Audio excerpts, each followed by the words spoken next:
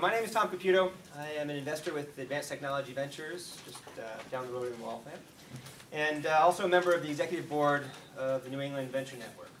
And for those of you who may not be familiar, NEVN is a professional association that was founded in 1999, and it's a collection of New England and Boston area venture capitalists, limited partners, and then the organization comes together to foster collaboration and cooperation and networking within the community of VCs and LPs, but also from time to time, when possible, likes to organize events like this where we can engage with the broader entrepreneurial community, host panels, and facilitate this type of event.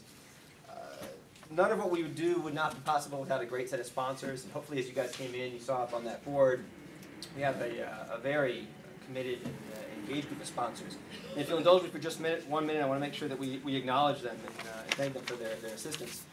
At the platinum level, we have the folks from Cooley here that have been kind enough to not only be great financial sponsors, but also enable us to do things in their space and take advantage of these great facilities.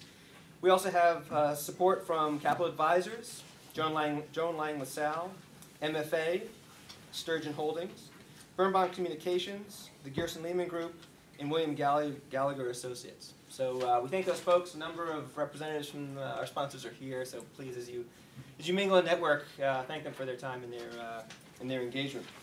I want to make sure that we call it sort of two sponsors specifically. One is the folks from Cooley. Not only have they made their space available, but their team, Amelia, where is she here?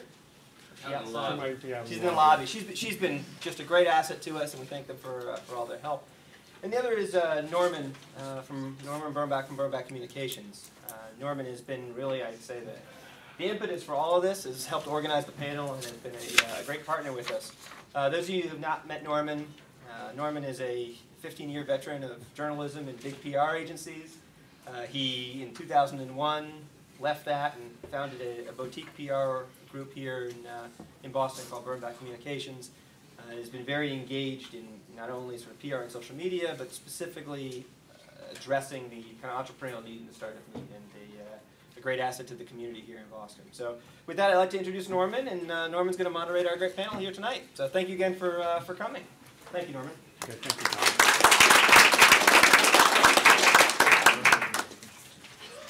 Thank you all for coming here tonight. We think that we've got a great panel for you tonight.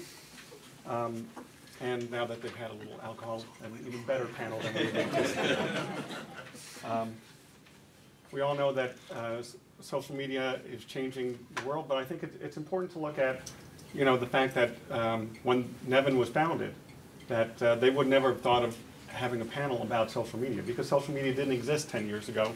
It barely existed 7 years ago. And for those of us who are very involved in it, it's interesting to realize that the rules are still evolving, and people don't necessarily know what to do, how to do it.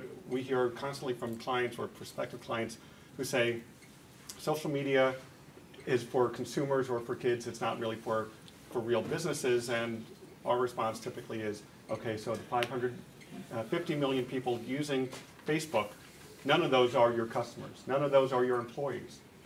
And the fact is, that's not true.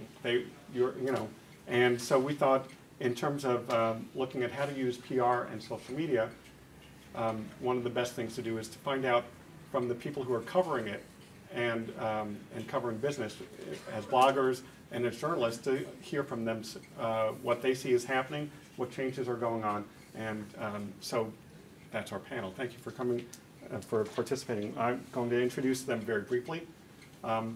There's an old adage, or not even that old, that on the internet no one knows if you're a dog. If you have a Twitter ID, I think it's true that you can say that you're a social media guru. There are people toss out the word social media guru the way people in Hollywood talk about genius. But Paul Gillen is a true guru. He's been covering this since social media became really identified as an entity.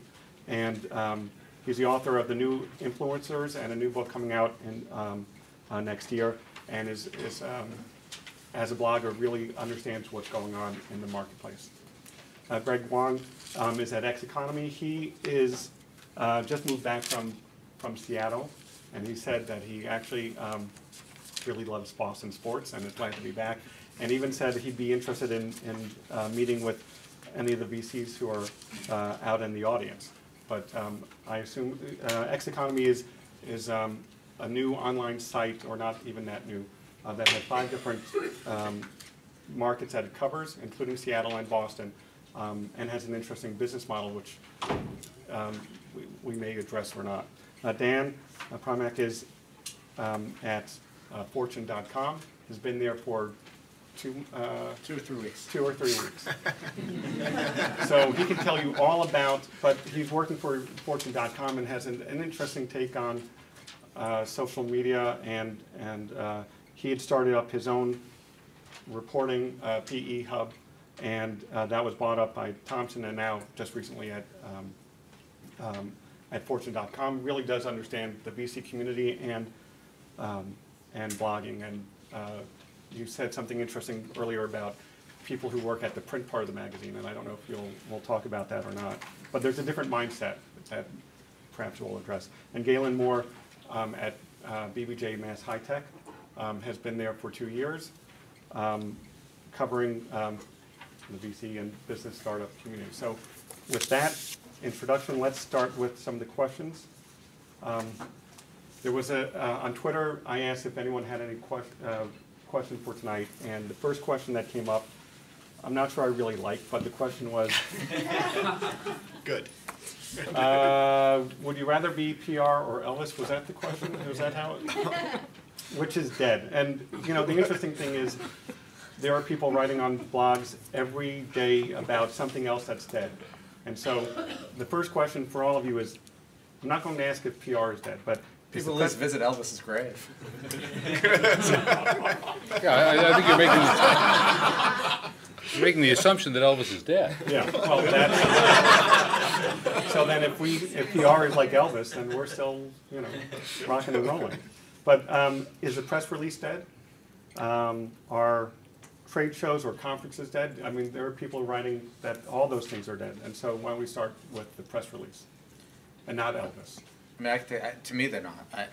They're less important than they used to be. I don't think that people can control their messages easily as they used to, whereby, it used to be we're going to send out a press release and that's all we're going to say about it, and that's going to be the statement on what we're doing. But look, people, not all, most publications still rely on that press release for the news. For every, if you're talking about, Web 2.0 companies, for every scoop TechCrunch gets, 80% of the stuff they're writing from a news perspective, this company got funded, this company's releasing product, whatever, is basically coming off a press release. Now, that might be a formal release over a PR newswire. That might be a less formal release, basically via a blog post. But the press release is still alive. It might have evolved more. It might be becoming a little more informal. People might be able to self-publish a bit, so you don't have to pay out. But I still think the press release is out there in terms of the news. The thing that's odd to me, though, still about the press release is, after the first paragraph, at least as a reporter, I don't know anyone who reads any more than the first paragraph. I mean, the quote that the CEO didn't say. Google reads more than the first paragraph. That's true. And that's why the press release is still important, is that the press release is an excellent SEO mechanism. And one of the things that I see, search engine optimization, one of the things that I still see surprises me in press releases that I get is how many of them don't have a web corollary, don't refer back, don't have a copy that exists on the web. And today, I would say the purpose of a press release is to attract search engine traffic and, parenthetically, to appeal to the media. The reason you want that press release on your website is that people don't communicate the same way they used to. Increasingly, they will tweet, or they will link on Facebook, or they will link from a blog, and that's how your press release will get picked up. It won't. 5 years ago, it got picked up because somebody rewrote it or they extracted it. Today, they link to it. So I think press releases are good. If you're going to use them, by all means, be sure that you have them on a website somewhere so that people can tweet them. Here's the problem with the press release, though, and speaking of things that are dead, how many people in the audience use RSS? Raise your hand if you use RSS. Just their Twitter account? Okay, so half, maybe. Okay, so maybe RSS is dead, but I still use it, right? I get an RSS feed, and it's basically my need to read every day. Everything I need to read, including Dan's column, including Greg's stuff, right? I get it in a feed of news items. The Business Wire section of that at about 9 o'clock looks like this. It's about this fat with press releases, and most of them are completely irrelevant, right? Or inane, or just dumb. There might be 2 or 3 in there that are good. I might not get to them because there's a huge chunk of things I've got to read there, and I'm just gonna, if I'm busy that day, I'm gonna skim right over it. So, you know, the question is, do you want to be releasing information that way, or do you want to be trying to get at my attention in maybe a more effective way? You know what's the one good thing about press releases, though, and continuing to put them is for not for us as reporters, but for the company trying to get the news out. One thing what reporters will do is say we've broken something, or say we're going to break something, or say we're writing about you. One thing about the press releases, though, particularly if they're archived on a company's website, is they do sort of serve as that company's history. Yeah, yeah. And you know, I might be covering a company that's, say, a little older for the very first time. Oh, when's the last time they did something like that? You almost always refer back to that as kind of the chronological history of the company. For me, I would say, I mean, for the kind of little short blurbs and briefs that we do, definitely press releases is our kind of primary source. If it's something I didn't know about already, then I'm glad to be getting that instead of nothing. But usually it's better maybe as a jumping off point to a more thoughtful story that we pursue over the next few days or the next week. So, but every publication is different. Kind of what makes a compelling story, or why we cover that over the other 100 things we could be covering. But you could be paying Business Wire to send out that press release, or you could simply be putting it up on your company's blog and sending out an email to a reporter saying, hey, check out our blog today. And the effect is the same.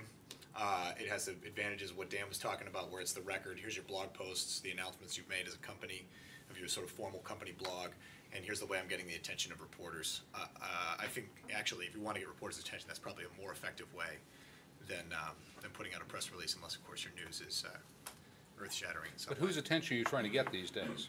You know, getting a reporter's attention is important and will be important for a long time, but getting the attention of search engines, and remember that the audience for RSS is not necessarily people, it's machines. Because RSS, many of the most popular websites on, most popular sites, you know, such as Divine Caroline and Moms Online and so on and so forth, basically are RSS feed readers. They take RSS feeds from relevant websites and they republish them. So by syndicating your own content through RSS feeds, you can actually reach an audience that is independent of what you can reach through reporters. All right, so then the judgment here is press release may not be dead. I don't think it's dead. Which is different than saying, it's one thing to say the press release is alive or dead, which is different at least when you're trying to communicate with reporters, which is, I guess, different than SEO, but that's different from saying that is your optimal way, that is your best way to get information to the people you want to get. I think it is valuable to have a press release kind of for everybody else, but that's not to say that if you've got a piece of news to get out, that you or your PR people should give some real serious thought to, are there certain news outlets, 1 or 2, that we really want to get a real story about? Everyone else can get the press release or they can find it on their own. But who is it that we really want to write about us? And those are the people you call, those are the people you email, those are the people you give to ahead of time and try to get in front of, which is different. Well, not just news outlets, but what Paul was saying, websites, whoever you want, you know, wherever your audience is, wherever your people are. Obviously, I think Paul actually had a post last week talking about CRM 2.0 and how most companies haven't really grasped the concept of CRM 1.0. And they're trying to add on social media features and whatnot to something they haven't really figured out. If you don't know who your customers are, if you don't know who the journalists are who are covering your little niche of the world, if you don't know who your audience is, being on Twitter is not going to help you. Absolutely. Yeah. Oh, yes, that's a good point. Speaking of Twitter. Speaking of Twitter, that's right. For anyone who is tweeting, we have a hashtag out it's hashtag NEVN for Nevin. So we are tweeting, we're doing live tweets from the panel. And if anyone else is, you know, please use that and we'll capture that. You know, we will look at that. So it's not. So press releases are kind of are one tool. I want to get to that one thing that Galen, you said, that how to get some of those press releases don't get your attention. So is there something that press releases could be doing that get your attention more, or is it just the luck of the